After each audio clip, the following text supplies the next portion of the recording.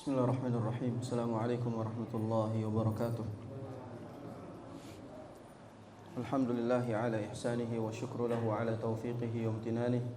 Wassalatu wassalamu ala asfiyaihi wa khairi khalqihi wa ala alihi wa ashabihi wa man sanna bi sunnatihi ila yaumi liqa'ihi. Asyhadu an la ilaha illallah ta'ziman li sya'nihi wa asyhadu anna Muhammadan abduhu wa rasuluhu ad-da'i ila ridwanihi.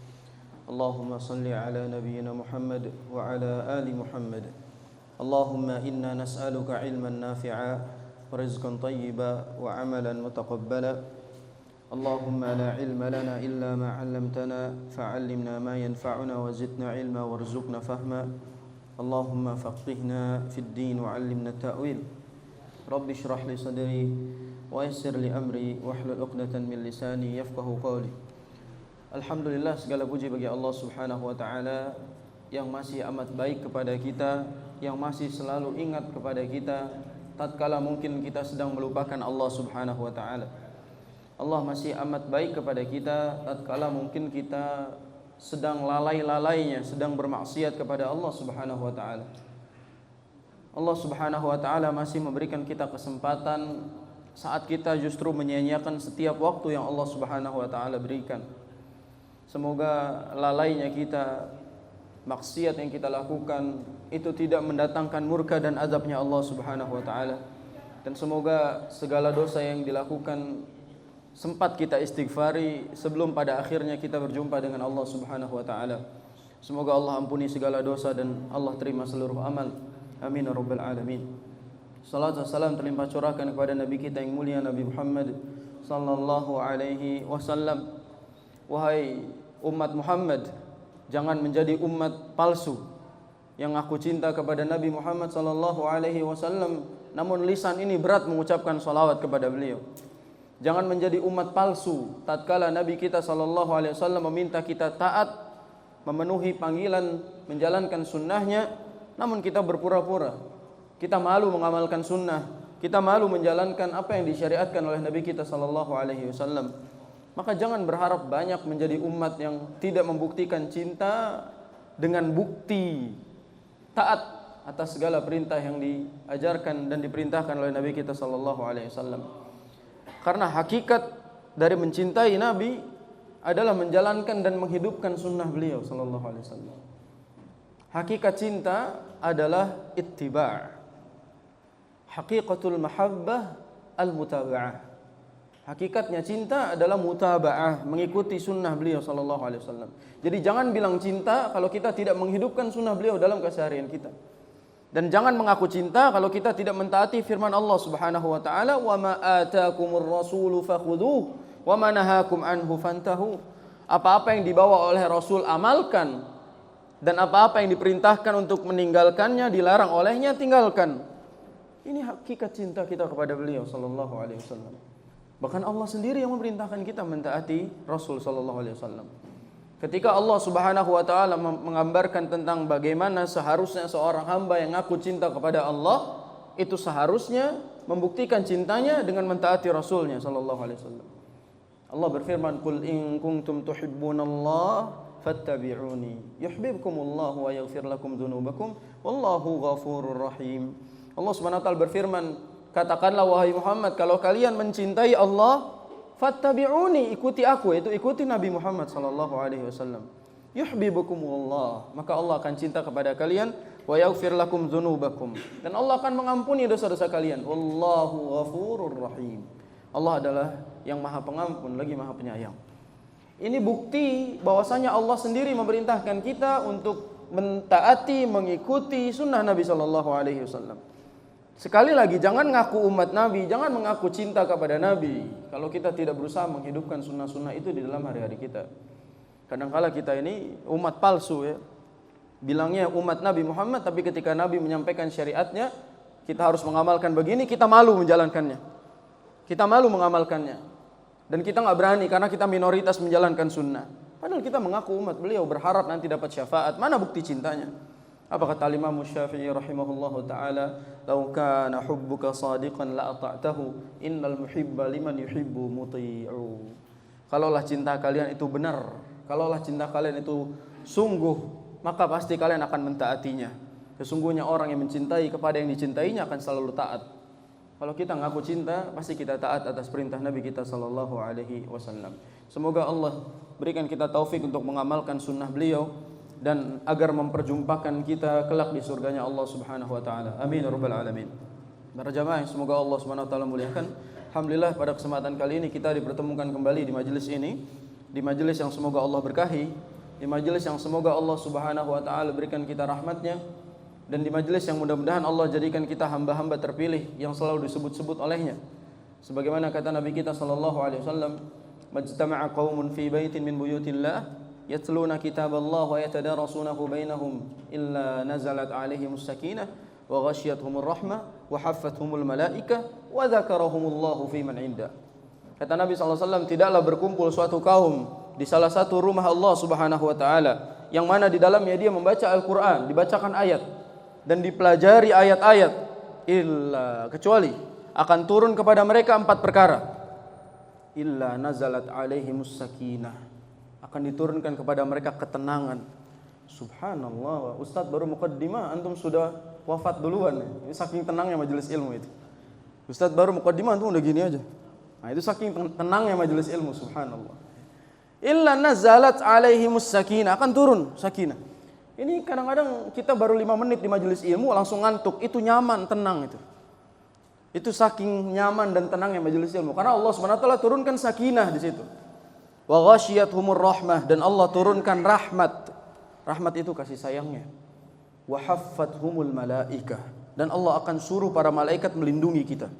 Sudah diberi ketenangan, kenyamanan, kasih sayang, keamanan. Allah berikan rasa aman kepada kita semua. Wa ghasyiyatuhumur rahmah wa haffathumul malaikah wa dzakarahumullahu fi man indah. Allah akan sebut-sebut nama orang yang di majelis ilmu tadi di hadapan para malaikat yang ada di hadapannya. Subhanallah. Bayangkan nama kita disebut-sebut oleh Allah Subhanahu wa taala di hadapan para malaikat. Sampai di riwayat lain para malaikat bertanya, siapa yang disebutkan oleh Allah Subhanahu wa taala ini? Maka para malaikat mendoakan, Allahumma ighfir lahum warhamhum. Ya Allah, ampunilah mereka dan sayangilah mereka. Lihat doa dari para malaikat.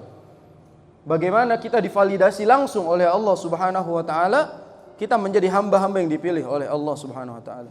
Ini keutamaan yang luar biasa. Jangan main-main, duduk di majelis ilmu itu bukan hanya sekedar duduk, namun itu mendatangkan banyak sekali kemanfaatan sebagaimana disebutkan dalam hadis barusan. Kadang-kadang kita justru menganggap remeh majelis ilmu, bahkan banyak di antara kita yang justru hanya menganggapnya sekedar tempat rehat sejenak. Bukan untuk belajar, namun tempat mampir. Padahal dahulu majelis ilmu itu menjadi tujuan utama para kaum muslimin. Mereka datang dari negara-negara, segala penjuru datang ke majelis tersebut untuk belajar. Zaman sekarang saking banyaknya majelis ilmu meremehkan. Kadang yang rumahnya dekat nggak datang ke majelis ilmu, yang rumahnya jauh datang ke majelis ilmu. Ini bentuk bagaimana generasi kita berbeda dengan generasi utama, generasi emas, yaitu di kalangan para sahabat ridwanullahi alaihim. Para jamaah ahibati rahimakumullah, insyaallah hari ini kita akan kembali melanjutkan pembahasan Al-Wasail Al-Mufidah lil Hayatis Sa'idah. Ini kitab yang kita bahas, yaitu pedoman atau tuntunan hidup bahagia. Jadi kita akan mempelajari tuntunan hidup bahagia. Ini buku tipis jemaah, cuma 8 kiat. Sekarang hari ini kita masuk pada kiat keempat. Itu artinya 4 kiat lagi bubar majelis ini. Selesai. Kitabnya selesai. Pendek pembahasannya, namun justru menjadi bekal terpenting dalam kehidupan manusia yang sedang mencari kebahagiaan. Kita akan bacakan perkataan penulis pada kiat yang keempat ini. Qala al-muallif rahimahullah, faslun wa minal asbabil mujibati lis-sururi wa zawalil hammi wal gham as-sa'yu fi izalatil asbabil jalibati lil humum wa fi tahsilil asbabil jalibati lis-surur. Kata penulis, di antara sebab yang akan membawa kita kepada kebahagiaan, yang akan membuat kesedihan kita lenyap dan hilang adalah as-sa'yu fi izalatil asbabil jalibah lil humum wa fi tahsilil asbabil jalibah lis surur, yaitu berusahalah untuk meninggalkan segala sebab-sebab yang membuat kita sedih dan segeralah mencari sebab-sebab yang mendatangkan kepada kebahagiaan. Jadi kalau kita tahu ini akan menjerumuskan kepada kesedihan, kegalauan, kegelisahan, jangan ke situ, tinggalkan jauh-jauh. Dan kalau kita tahu ini ada sebab-sebab yang mendatangkan kebahagiaan, berusahalah untuk mendapatkannya. Ini nasihat penulis. Beliau menginginkan kita, Kalau sudah tahu bakal ada masalah besar di sana, tinggalkan. Kalau kita tahu bakal resah dan gundah di sana, tinggalkan. Cari yang mendatangkan kebahagiaan kita. Wa dzalika binisyani ma madha alaihi minal makarih allati la yumkinuhu raddaha. Ini quotes ini. Dengan cara melupakan segala kejadian yang membuat kita sedih. Dengan melupakan masa lalu yang mungkin membuat kita sedih. Ini banyak orang tidak bisa melupakan masa lalunya. Padahal masa lalunya itu kelam, sedih dan lain-lain. Bahkan banyak di antara kita di zaman ini justru berbangga diri dengan masa lalunya. Diceritakan ke orang-orang. Saya dulu ini penjudi. Saya dulu ini pemabok. Saya dulu ini. Diceritakan. Ya, dengan tema menceritakan pengalaman. Padahal pengalaman yang kelam, pengalaman yang buruk, itu tidak boleh diungkap kembali. Kalau enggak kita akan mengulang kembali dan akan merasakan keburukannya lagi. Maka di sini nasihat penulis adalah tinggalkan masa lalu yang membuat kita itu sedih.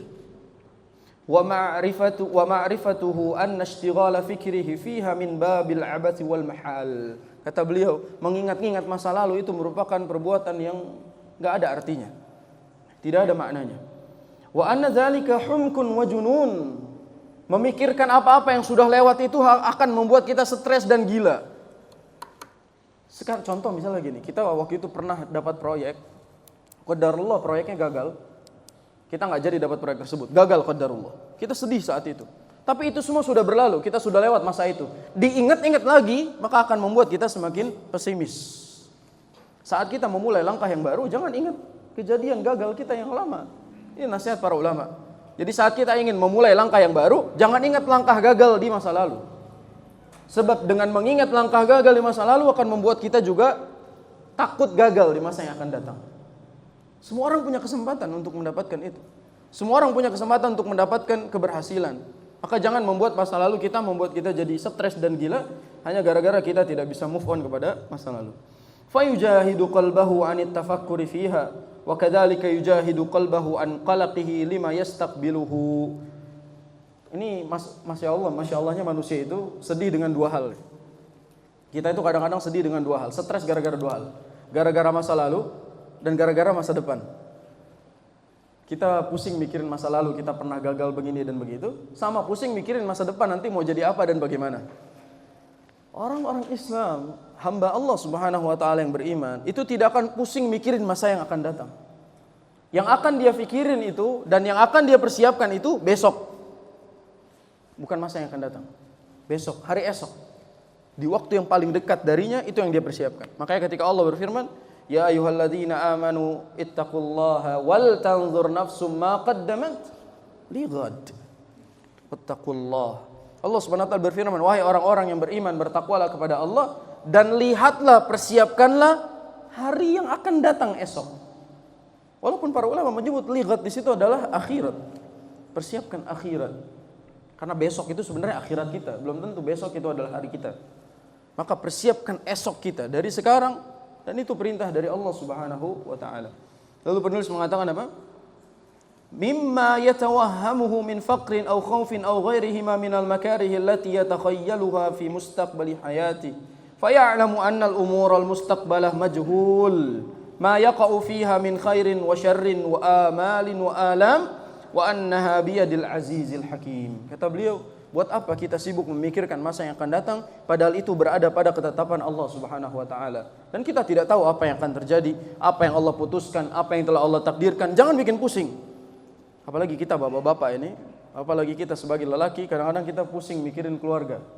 Besok anak gimana sekolah, anak bagaimana kuliah, anak bagaimana hidup dan seterusnya. Untuk apa antum pikirkan itu? Memikirkan masa yang belum waktunya itu akan membuat kita overthinking, berlebihan. Dan orang ketika sudah overthinking, maka dia lama-lama akan pusing sendiri sebelum waktunya. Makanya jangan pusingkan masa yang akan datang. Besok mau gimana, besok makan apa. Ingat Allah berfirman. Allah Subhanahu wa taala, innallaha huwar razzaqu dzul quwwatil matin. Allah itu yang maha pemberi rezeki. Innallaha yabsutur rizqa liman yasha'u wa yaqdir. Allah yang melapangkan rezeki, Allah yang menahan rezeki, Allah yang berkuasa. Wa ma min dabbatin fil ardi illa 'ala Allahi rizquha. Enggak ada di atas muka bumi ini kecuali rezekinya Allah yang tanggung. Bahkan Allah juga menasihati para ayah, para orang tua yang takut miskin ketika pengen punya anak. Allah Subhanahu wa taala berfirman, "Wala taqtulu auladakum khasyata imlaq." nahnu narzuquhum wa iyyakum. Janganlah kalian bunuh anak-anak kalian dengan alasan khawatir kalian nanti takut miskin. Nahnu narzuquhum wa iyyakum. Kami yang kasih mereka rezeki sebagaimana kami juga yang kasih kalian wahai para ayah rezeki. Ini kadang-kadang orang takut. Dia berpikir besok bagaimana, besok begini, saya takut begini dan begitu. Rasa takut yang membuat kita semakin takut itu malah membuat hidup kita sedih. Kita tidak menikmati hidup. Dan itu yang membuat kita pada akhirnya kerja dan tidak menikmati hasil kerja kita. Waliyadzubillah. Bagaimana mungkin kita bisa diambang rasa takut padahal kita punya Allah yang selalu memberikan harapan? Bagaimana mungkin kita selalu mengeluhkan tentang besok bagaimana padahal Allah menjamin kita hari ini? Hari ini kita selamat dari berbagai macam ujian yang Allah berikan. Yang pada hari itu kita nggak yakin bisa selesai ujiannya, tapi selesai. Kadang-kadang kalau dipikir-pikir jamaah, coba antum flashback nikmat Allah Subhanahu wa taala, tafakkur nikmat Allah Subhanahu wa taala. Bagaimana kita itu kalau dihitung-hitung kayaknya harusnya nggak nyampe gitu. Harusnya kita nggak bisa mendapatkan semua ini dengan apa yang kita dapatkan dan kita punya. Harusnya nggak nyampe. Coba bayangkan ada tukang beca anaknya bisa sarjana S1, S2. Kalau dipikir dari mana uangnya gitu. Tapi karena dia tidak mikirin itu, yang dipikir adalah kerja, rezeki Allah yang kasih. Yang dipikirin adalah bergerak, rezeki Allah yang kasih. Nah repotnya kita itu kadang-kadang lebih memikirkan tentang bagaimana nanti. Tapi gak mau gerak. I'malu fakullun muyassarun lima khuliqalah, kata Nabi. Bekerja kalian, bergerak aja. Nanti Allah yang mudahkan kalian sesuai dengan takdir kalian masing-masing. Jadi jangan terlalu banyak memikirkan ini dan itu. Bahkan sekarang Masya Allah, punya anak itu dikaitkan sama bansos. Ini syarat dapat bansos, anaknya harus 2 ya. Atau suaminya harus ikut ikut di KB suami.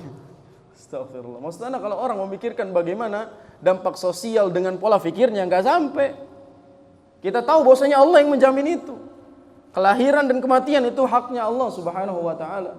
Maka tidak ada andil kita di situ. Maka jangan terlalu merasa kita yang punya hidup ini, kita yang ngasih makan, kita yang ngasih rezeki. Kita hanya perantara saja. Kita tidak ada di tahapan memberi, kita hanya menyalurkan apa yang Allah titipkan. Ini poin penting.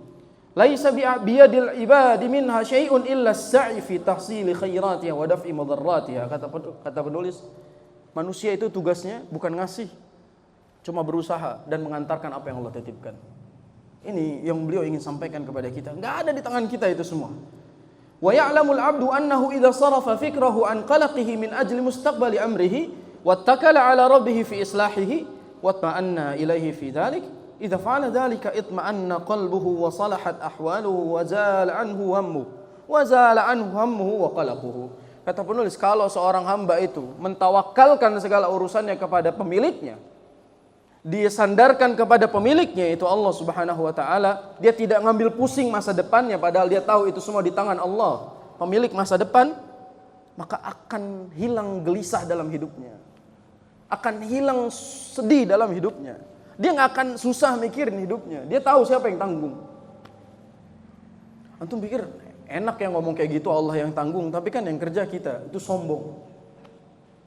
Bagaimana Nabi kita sallallahu alaihi wasallam setiap harinya berdoa di dalam zikirnya. Dan ini sampai sekarang menjadi zikir pagi petang kita. Ya Hayyu ya Qayyum bi rahmatika astaghits aslih li sya'ni kullah wa la takilni ila nafsi tarfata ain. Kata Nabi kita sallallahu alaihi wasallam, ya Allah, ya Hayyu ya Qayyum bi rahmatika astaghits, dengan rahmatmu aku memohon pertolongan. Ya Allah, aku memohon pertolonganmu dengan luasnya rahmatmu.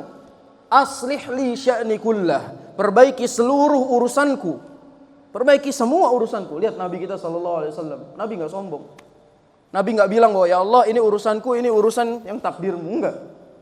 Ini kalau urusan dunia ini di tanganku, kalau urusan akhirat urusanmu, enggak. Aslih li sya'ni kullah, perbaiki seluruh urusanku. Boleh jadi jamaah, urusan kita ini berantakan karena kita tidak menyandarkan kepada Allah Azza wa Jalla. Kalaulah kita sandarkan kepada Allah aja urusan kita bisa berantakan, bagaimana kalau kita pegang sendiri urusan itu? Lebih hancur, lebih runyam urusan hidup kita. Aslih li sya'ni kullah. Apa kata Nabi? Wala takilni ila nafsi tarfata ain. Jangan biarkan aku bertumpu pada diriku yang lemah ini meskipun sekejap mata. Nabi mentawakkalkan seluruh hidupnya kepada Allah Subhanahu wa taala. Iya yang gerak kita, yang kerja kita, tapi hasil itu hak Allah Subhanahu wa taala. Allah mau kasih, itu hak Allah. Allah nggak kasih, itu hak Allah. Kita hanya cuma as-sa'yu, berusaha aja. Yang kadangkala kita itu bikin kita jadi sedih, kecewa, gelisah dan lain-lain karena kita ngambil job desk-nya Allah Azza wa Jalla. Allah yang mengabulkan, Allah yang memberikan hasil, kita mikirnya yang berhasil itu kita. Makanya ada istilah apa? Usaha tidak akan mengkhianati hasil. Ini perkataan sombong jemaah. Usaha tidak akan mengkhianati hasil. Bisa mengkhianati hasil, sebab hasil itu di tangan Allah. Gara-gara perkataan ini kita kecewa ketika hasilnya tidak sesuai. Usaha tidak akan mengkhianati hasil. Padahal usaha bisa mengkhianati hasil kalau itu takdir Allah Subhanahu wa taala. Artinya bukan karena usaha kita mendapatkan hasil. Bukan karena usaha semata kita mendapatkan hasil. Memang usaha adalah langkah mendapatkan hasil, tapi keputusan hasilnya berhasil atau tidak, itu keputusan Allah Azza wa Jalla. Maka kalau itu ada di kepala kita, usaha tidak akan mengkhianati hasil, usaha tidak akan mengkhianati hasil. Saat mengkhianati, kecewa antum. Kecewa. Kita seolah-olah tidak menerima takdir Allah Subhanahu wa taala. Makanya di sini wa min anfa'i ma yakunu fi mulahadzati mustaqbalil umur, di antara doa yang luar biasa diajarkan oleh Nabi SAW tentang masa depan adalah isti'malu hadzal du'a alladzi kana an-nabi sallallahu alaihi wasallam yad'u bihi, dengan berdoa dengan doa yang Nabi baca ini. Allahumma aslih li dinil ladzi huwa ismatu amri wa aslih li dunyaya allati fiha ma'ashi wa aslih li akhirati allati ilaiha ma'adi waj'alil hayata ziyadatan li fi kulli khair wal mauta rahatan li min kulli syarr. Ini doa yang sering kita baca dan sering kita dengar doa ini sebenarnya. Nabi kita berdoa dengan doa yang indah. Allahumma aslih li dini alladzi huwa ismatu amri. Ya Allah, perbaikilah urusan agamaku yang mana itu adalah pondasi hidupku ya Allah. Perbaiki urusan hidupku yang mana itu pondasi. Urusan agamaku yang mana itu adalah pondasi dalam hidupku. Jemaah, kadangkala yang bikin keuangan kita berantakan itu karena salat kita berantakan. Ya, antum tahu orang-orang sukses itu, kalau antum lihat jangan suksesnya aja, lihat ibadah di belakangnya.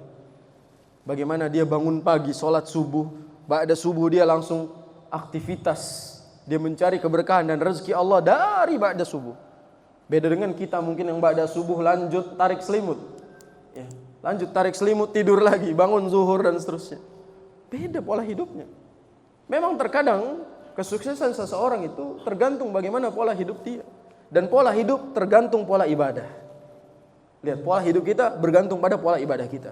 Semakin baik ibadah kita, teratur, berjalan disiplin ibadah kita, maka semua berjalan teratur. Makanya orang tua kita dulu punya istilah, kalau bangunnya kesiangan rezekinya dipatok ayam gitu. Nah, itu istilah orang tua dulu begitu. Padahal memang betul, ketika kita bangun kesiangan itu pertanda sebenarnya rezeki kita bisa diambil orang. Karena memang kita tidak ada usaha mencarinya di waktu keberkahan. Nabi kita sallallahu alaihi wasallam berdoa keberkahan setiap pagi jemaah.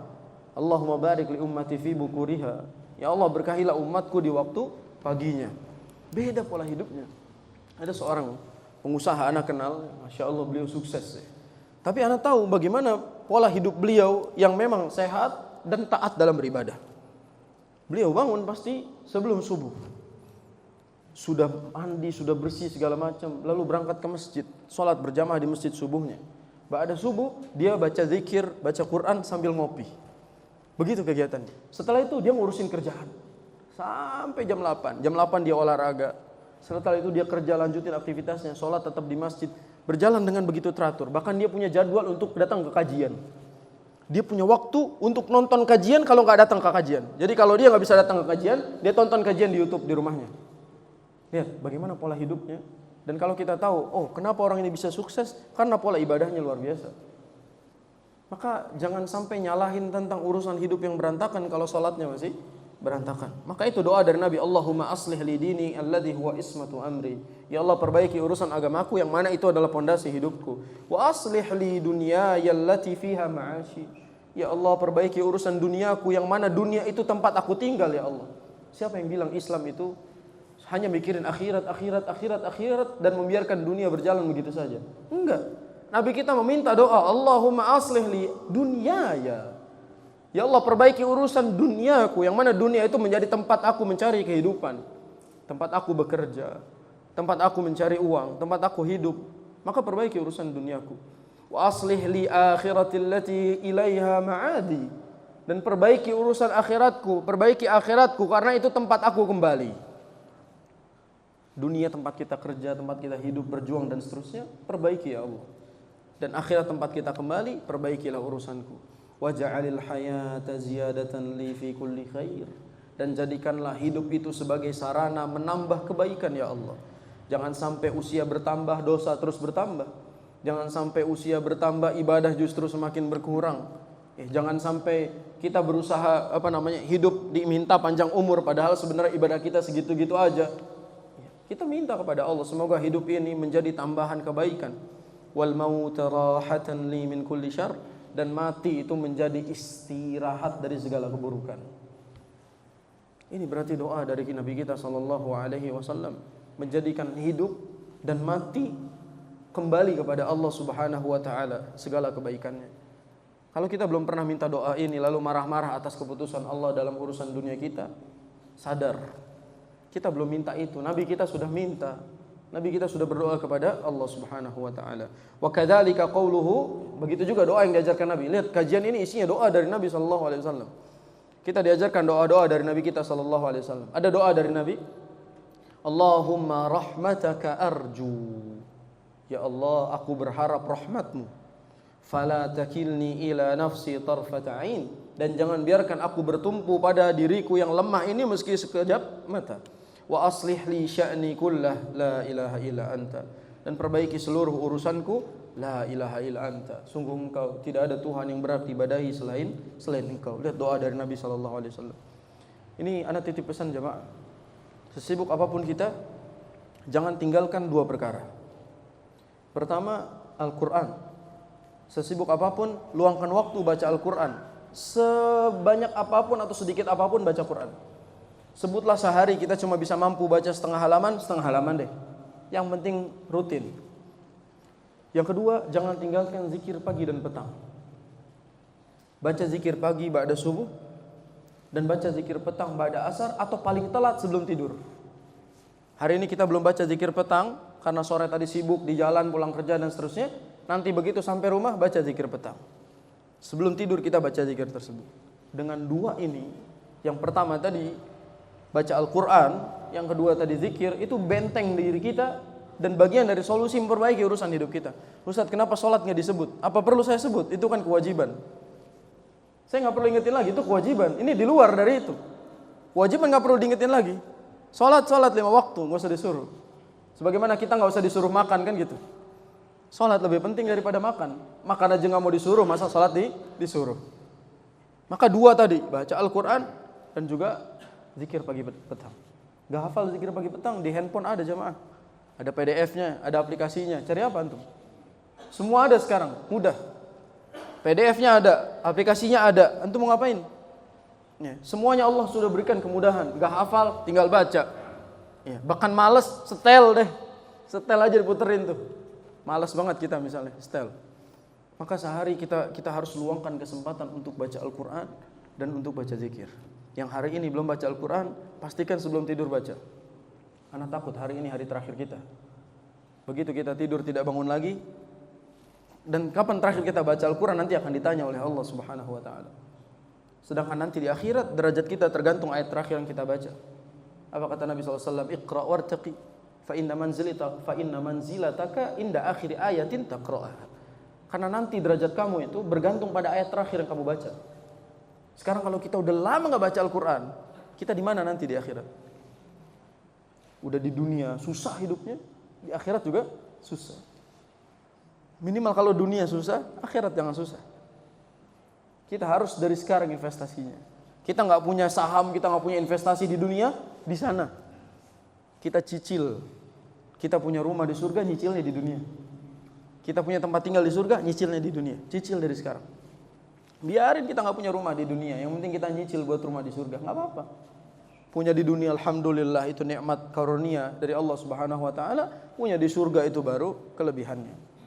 Nyicil dari sekarang. Dan kita berusaha untuk mendapatkan kesempatan itu agar kita tidak kehilangan kesempatan dan menyesal di kemudian hari. Maka itu yang diharapkan oleh Nabi kita SAW. Untuk Banyak orang menyalahartikan doa Nabi SAW ketika Nabi berdoa, Allahumma ahyini miskina wa amitni miskina. Ya Allah, hidupkanlah aku dalam keadaan miskin dan matikan aku dalam keadaan miskin. Orang salah paham sama doa Nabi yang satu ini. Nabi bukan berdoa agar miskin, maksudnya nggak punya uang, nggak punya harta dan lain-lain. Bukan itu maksud Nabi. Dan miskin di situ bukan nggak punya harta. Miskin di situ artinya tawadhu. Karena diambil dari kata sakinah. Jadi miskin di situ asal katanya, ya Allah, jadikanlah aku orang yang hidup dengan ketawaduan dan mati di atas ketawaduan. Bukan berarti Nabi kita ngajarin kita hidup miskin, mati miskin, bukan. Jangan salah menafsirkan hadis. Kita berjuang, bekerja dan seterusnya. Bahkan orang Islam kaya bagus, asalkan tawadhu. Asalkan dia tahu ini bukan punya dia, ini titipan dari Allah. Ini bukan punya saya semuanya, ini ada hak orang lain di situ. Itu maknanya. Jadi jangan kasih motivasi, nggak apa-apalah orang Nabi aja minta hidup dan miskin, hidup dan mati miskin. Enggak, Nabi nggak bilang seperti itu. Kita jangan salah memahami apa yang didoakan oleh Nabi kita SAW. Maka semangat gitu, berusaha untuk mencari segala peluang, berusaha mendapatkan apa yang Allah Subhanahu Wa Taala takdirkan. Tapi ingat, usaha tidak akan setara dengan hasil, sebab hasil haknya Allah Subhanahu Wa Taala. Yang penting gerak. Nanti usaha apapun terima. Dan kita tidak bisa melakukan apapun kecuali menerima dan menjalaninya. Kata penulis, fa idza lahijal 'abdu bihadzal du'a alladhi fihi salahu mustaqbalihi ad-dini wad-dunyawi biqalbin hadirin wa niyyatin shadiqah ma'a ijtihadihi fima yuhaqqiqu dhalik haqqaqallahu lahu ma da'ahu wa rajahu wa 'amila lahu wa anqalaba hammuhu farahan wa surura. Kata penulis, kalaulah seorang hamba sudah memiliki prinsip ini dan sudah membaca doa-doa yang diajarkan oleh Nabi ini, maka dia akan tenang hidupnya di dunia dan dia akan mendapatkan apa yang dia doakan di akhirat. Lihat bagaimana indahnya hidup dan simpelnya sebenarnya hidup. Orang semakin beriman, dia akan semakin tahu bagaimana poin inti menjalankan hidup. Orang semakin beriman kepada Allah, dia semakin santai dan tenang menghadapi segala masalah yang Allah berikan di dunia. Dia akan pikir, dunia memang tempatnya ujian, pasti saya diuji. Biasa aja. Dunia ini memang tempatnya saya akan mendapatkan cobaan, karena memang ini tempatnya darul bala gitu. Biasa aja. Dan ketika dia mendapatkan kekayaan, harta, dia akan mengatakan dunia ini menipu, harta ini sebentar aja, dia tidak akan tertipu. Itu orang kalau semakin beriman, dia semakin tahu hakikat dunia ini. Dan kalaupun kita lihat di dalam Al-Quran, tidak ada satupun ayat di mana Allah memuji dunia, itu bukan berarti kita diperintahkan untuk melupakan dunia. Karena Allah juga mengatakan apa? Wabtaghi fima atakallahu daral akhirah wala tansa nasibaka minad dunya. Kalian berusaha mendapatkan rahmat Allah di akhirat, berusaha mendapatkan kebaikan akhirat, jangan lupakan soal dunia kalian. Itu Allah suruh. Walaupun di dalam Al-Quran tidak ada satupun ayat memuji dunia, enggak ada. Semuanya isinya wamal hayatud dunya illa ghurur, mataul ghurur. I'lamu annal hayatad dunya la'ibun wa lahun wa zinatun wa tafakhurun bain. Lihat, semua hinaan dari Allah Subhanahu wa taala. Tapi berbarengan dengan itu Allah tetap bilang wala tansa nasibaka minad dunya. Jangan pernah lupakan bagian kalian di dunia. Ini berarti bentuk bagaimana Allah juga menginginkan kaum muslimin memperbaiki urusan dunianya untuk kebaikan akhiratnya. Jadi poinnya jamaah yang paling penting dari kajian kita hari ini adalah untuk hidup bahagia, carilah segala bentuk kegiatan, urusan yang bisa membawa kita pada ketenangan hidup dunia dan akhirat. Kalau itu membuat kita stres di dunia, tinggalkan. Apalagi buat kita stres di akhirat, tinggalkan. Jadi kalau kita tahu ini pekerjaan, stres nih. Kalau anak sekarang bilangnya toksik tempat kerjanya misalnya.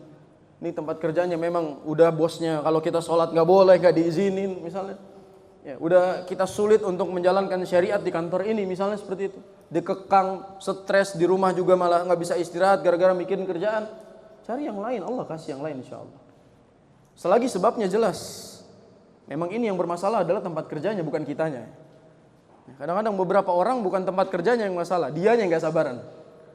Dianya gak sabaran. Kantornya baik-baik aja, sholat masih aman, kerja masih berjalan. Gara-gara gampang stres, dia yang banyak masalah. Jadi intinya kalau misalnya kita mendapatkan tempat yang membuat kita stres, cari tempat lain yang membuat kita bahagia. Cari tempat lain, di dunia ini lebih luas. Inna ardi wasi'ah, kata Allah SWT. Duniaku ini, bumiku ini luas. Famshu fi manakibiha wa kulu mir rizqi. Berjalan kalian di atas muka bumi dan cari rezeki Allah yang telah Allah hamparkan. Jangan menganggap bahwa rezeki itu hanya dari satu pintu yang Anda sedang jalankan hari ini. Ada banyak pintu lain yang sebenarnya Allah Subhanahu wa taala siapkan.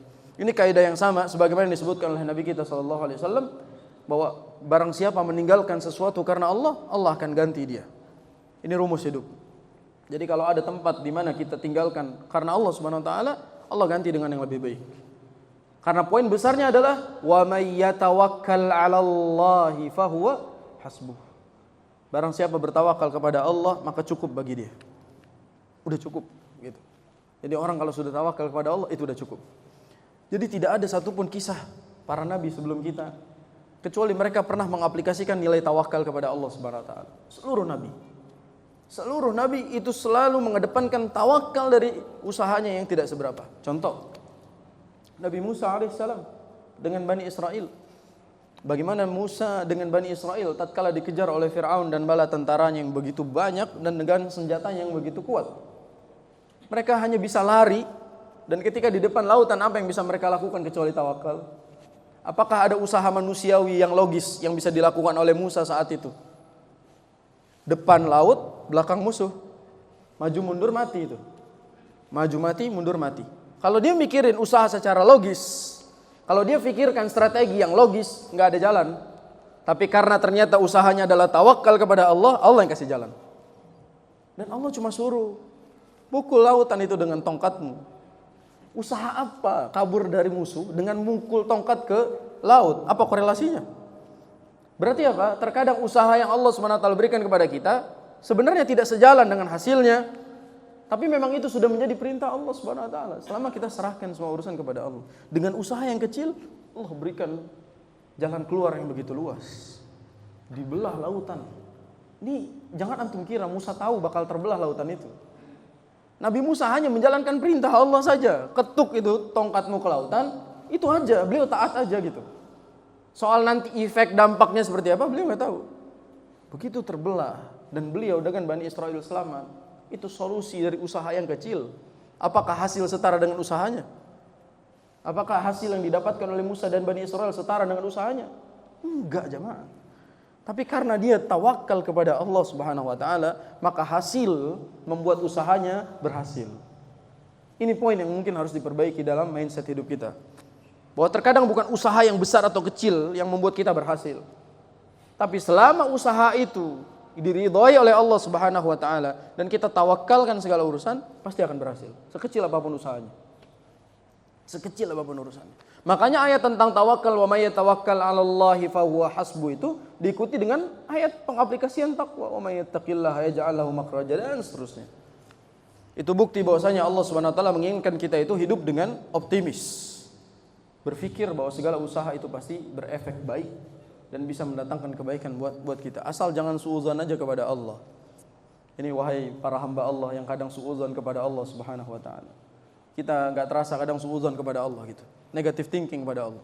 Ya Allah, kok saya susah terus hidupnya. Ya Allah, kok usaha saya enggak lancar-lancar padahal saya udah rajin begini-begini. Itu suudzon kepada Allah. Ada orang ngomongnya, ya Allah salat udah, sukses belum nih gitu.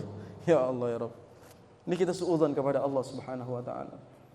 Kadang-kadang kita melihat, ya Allah kenapa orang-orang kafir malah lebih sukses dari kita yang taat beribadah. Jangan lihat itunya. Lihat bagaimana Allah buat kita hidup di atas iman, itu udah paling kaya itu. Bagaimana Allah mempertahankan keimanan kita di tengah-tengah orang menggadaikan iman dengan sekardus Indomie itu. Di zaman dimana orang bisa menggadaikan iman hanya dengan sekantung beras. Tapi Allah masih pertahankan iman kita. Meskipun miskin susah hidupnya, gak apa-apa. Yang penting kita tidak menggadaikan iman. Selama kita tidak menggadaikan iman, maka hidup kita masih ada punya kesempatan untuk bahagia. Selama kita tidak menggadaikan iman, maka kita masih punya kesempatan untuk hidup tenang dunia dan di akhirat. Itu mungkin yang bisa kita kaji pada kesempatan kali ini, karena 1 menit lagi Isya ya. Nah sebentar lagi waktu sholat Isya, maka semoga apa yang disampaikan di sini, nasihat-nasihat yang disampaikan itu bisa mendatangkan manfaat. Ya, yang baru bangun tidur jangan lupa alhamdulillahilladzi ahyana ba'da ma amatana wa ilaihin nusyur. Baca doa dulu. Ya, itu lebih nikmat itu. Udah tidur baca doa bangun. Alhamdulillah. Asal keluar enggak jadi ustadz aja gitu. Kajiannya tidur, pulang jadi ustadz, repot. Kadang-kadang majelis ilmu itu isinya orang tidur, begitu keluar jadi mufti dia, ngasih fatwa keluar. Ya, maka Jangan seperti itu. Kalau misalnya mau istirahat dan lain-lain nggak ada masalah. Yang penting tidak menyalahgunakan apa yang dia dapatkan di majelis ilmu. Semoga Allah terima seluruh amal dan semoga Allah ampuni seluruh dosa. Allah jadikan apa yang kita pelajari bermanfaat dan Allah perbaiki seluruh urusan hidup kita. Dan semoga Allah Subhanahu wa taala jadikan kita hamba-hambanya mentawakkalkan segala urusan kepadanya dan tidak menganggap dunia ini berada di tangan kita, tapi berada di tangan Allah Subhanahu wa taala. Dan semoga segala usaha dan lelah kita di dunia ini Allah balas dengan surganya. Amin ya rabbal alamin. Aqulu ma tasma'un. Itu mungkin yang bisa Al-Faqir sampaikan. Banyak salah, banyak kurang, semoga bisa dimaafkan dan semoga Allah ampuni. Subhanakallahumma bihamdika asyhadu an la ilaha illa anta astaghfiruka wa atubu ilaik. Tidak ada sesi tanya jawab. Kalau ingin bertanya silakan di luar kajian insyaallah. Assalamualaikum warahmatullahi wabarakatuh.